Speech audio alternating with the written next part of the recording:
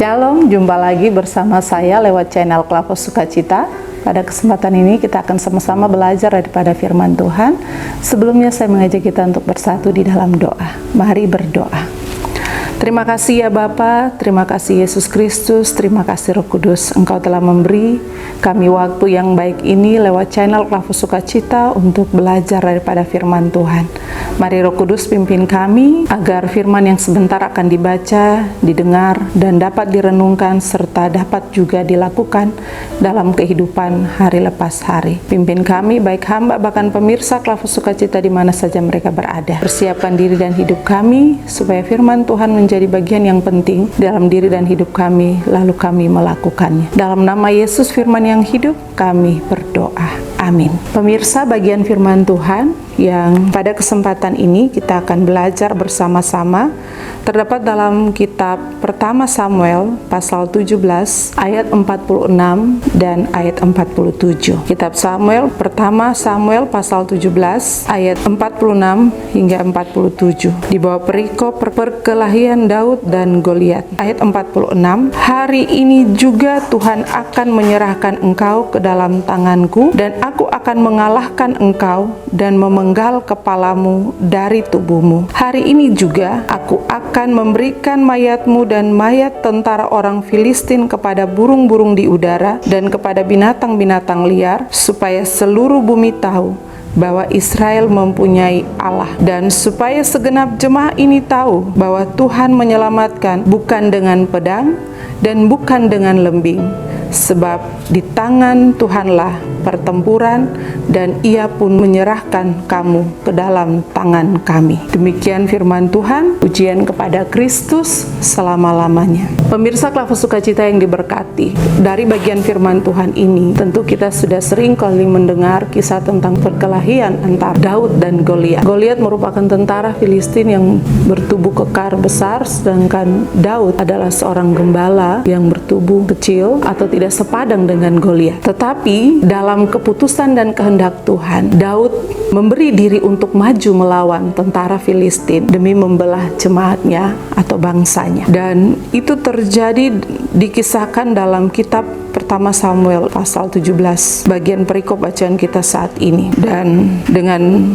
keberadaan Daud, pasti secara manusiawi akan ada rasa takut, akan ada rasa gentar, bimbang untuk menghadapi tentara Filistin yang jumlahnya banyak, tapi juga seorang yang namanya Goliat yang bertubuh kekar besar. Tetapi dengan iman yang dimiliki bahwa waktu itu untuk ada dalam pertempuran atau pertarungan itu Tuhan yang menentukan, sehingga bagi Daud kekhawatiran, ketakutan itu tidak ada apa-apanya jika Tuhan ada di pihaknya. Dan itu terjadi mendorong Daud untuk berani mengatakan kepada Goliat bahwa hari ini juga Tuhan akan menyerahkan engkau ke dalam tanganku dan aku akan mengalahkan engkau dan memenggal kepala. Suatu pernyataan keberanian dari Daud bahwa ketakutannya itu tidak ada, kegentaran, kebimbangannya itu tidak ada, karena bagi dia Tuhan ada di pihaknya. Dan dengan berani ia mengakui itu dan menyatakan kepada musuhnya, sehingga dengan pernyataan itu mau mengingatkan musuhnya, bahkan bangsanya sendiri, bangsa Israel, bahwa Tuhanlah yang akan berperang, Tuhanlah yang akan bertempur, Tuhanlah yang akan menjadi pahlawan bagi mereka dalam pertarungan saat itu. Nah, Bapak Ibu pemirsa Klavos Sukacita yang Tuhan Yesus kasihi, pertarungan kekristenan kita di zaman ini, kita diperhadapkan dengan situasi global dunia yang kadang dengan berita-berita yang menakutkan, berita-berita yang membuat kita khawatir, kita bimbang, tetapi juga situasi kondisi di sekitar kita, lingkungan di mana kita ada,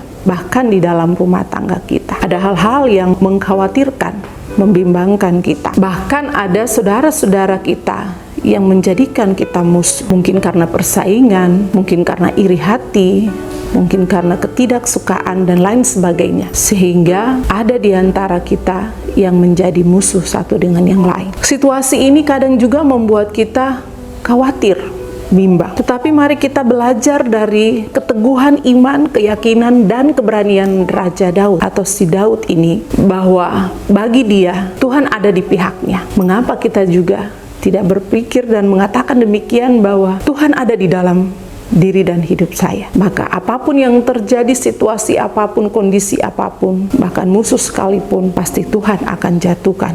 Tuhan akan berperang melawan setiap mereka. Oleh sebab itu penting bagi kita sebagai orang percaya untuk mengimani Tuhan sebagai pahlawan kita dalam situasi dan keadaan apapun. Percaya bahwa Tuhan pasti akan menyelesaikan apa yang menjadi bagian Tuhan. Kita sebagai manusia, sebagai orang percaya, melakukan apa yang Tuhan mau, melakukan apa yang menjadi bagian kita, dan membiarkan Tuhan melakukan apa yang maunya Tuhan, dan Tuhan melakukan apa yang menjadi bagiannya Tuhan. Percaya bahwa Dialah sebagai pahlawan kita.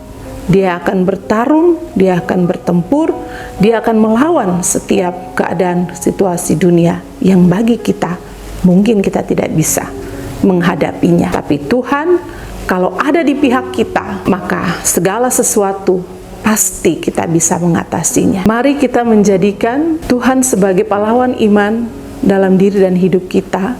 Di tengah-tengah situasi yang sedang kita hadapi, percayalah, jika Tuhan menjadi bagian dalam kehidupan kita, kita pasti menghadapi segala sesuatu dengan tidak ada rasa takut, dengan tidak ada rasa khawatir. Oleh sebab itu, jadikan Tuhan sebagai pahlawan di dalam kehidupan kita. Amin. Mari berdoa. Terima kasih ya Bapa, terima kasih Yesus, terima kasih Roh Kudus. Engkau telah memberi kami waktu yang baik ini untuk belajar daripada firman Tuhan. Seperti Daud yang mengimani bahwa Tuhan akan menyelesaikan pertempuran melawan musuh-musuhnya.